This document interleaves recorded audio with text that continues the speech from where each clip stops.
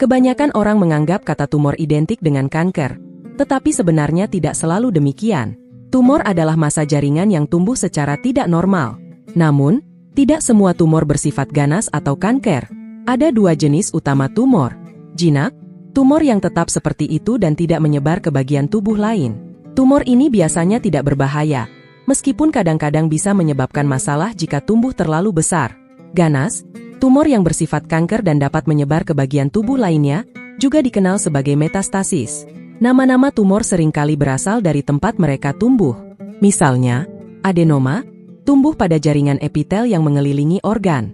Fibroid, tumbuh pada jaringan fibrosa atau jaringan ikat. Fibroma keras, atau fibroma durum, adalah jenis yang umum, seperti tanda kulit di leher atau ketiak.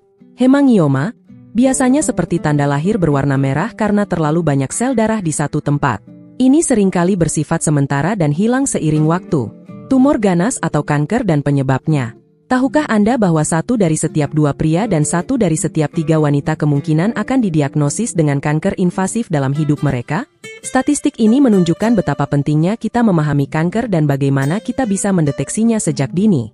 Ini juga menggarisbawahi perlunya mengetahui bagaimana kanker dapat mempengaruhi kita atau orang yang kita cintai, serta langkah apa yang dapat kita ambil untuk mengatasinya.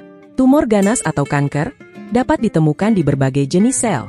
Misalnya, karsinoma berasal dari sel epitel, sarcoma berasal dari jaringan ikat seperti tulang dan tulang rawan, leukemia berasal dari sumsum tulang, dan blastoma terbentuk dari jaringan embrionik.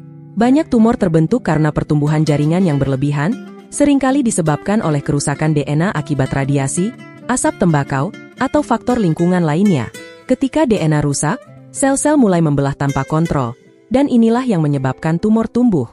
Diagnosis kanker biasanya melibatkan serangkaian tes untuk menentukan jenis, lokasi, dan seberapa jauh kanker telah menyebar.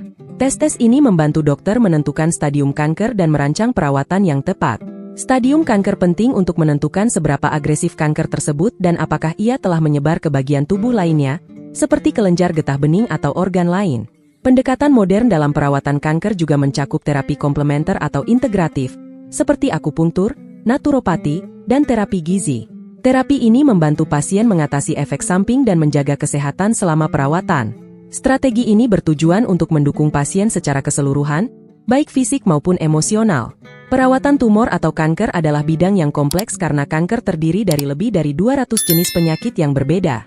Pengobatan terkini untuk penderita tumor dan kanker mencakup pendekatan yang lebih spesifik dan personal, memanfaatkan teknologi modern untuk memberikan perawatan yang lebih efektif dengan efek samping yang lebih sedikit.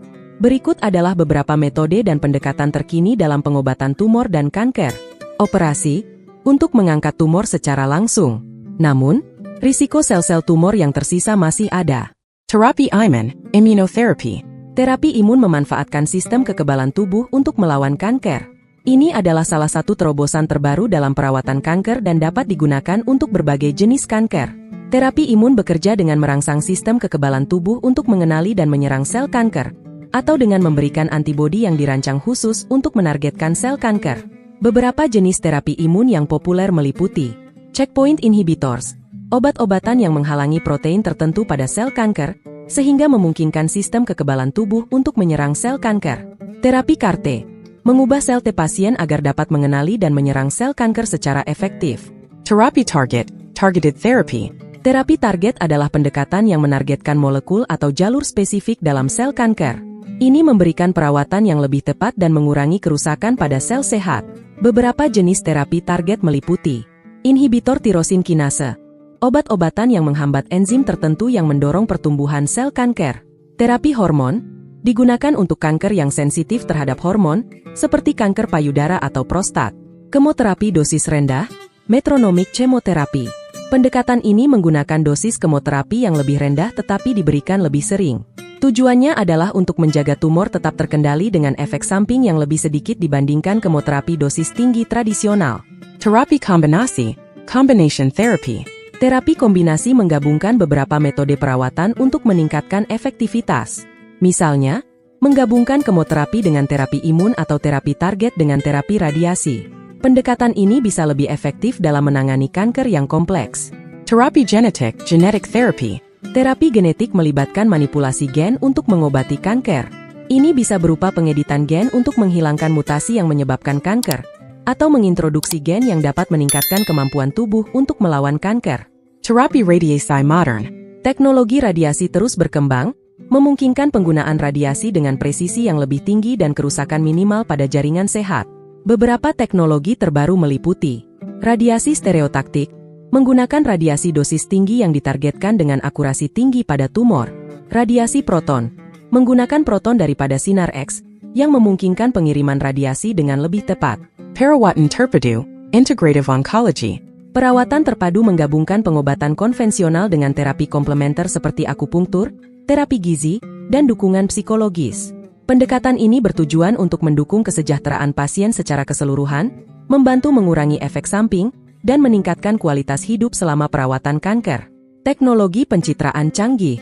Teknologi pencitraan, seperti MRI fungsional dan PET scan, memungkinkan dokter untuk memvisualisasikan tumor dengan lebih baik dan merencanakan perawatan dengan lebih tepat. Semua pendekatan ini memiliki kelebihan dan kekurangan masing-masing, dan pemilihan metode perawatan tergantung pada jenis kanker, stadium, dan kondisi kesehatan pasien. Selalu penting untuk mendiskusikan opsi perawatan dengan dokter atau spesialis onkologi untuk menentukan rencana perawatan yang paling sesuai. Dalam beberapa tahun terakhir, telah terjadi kemajuan pesat dalam perawatan kanker.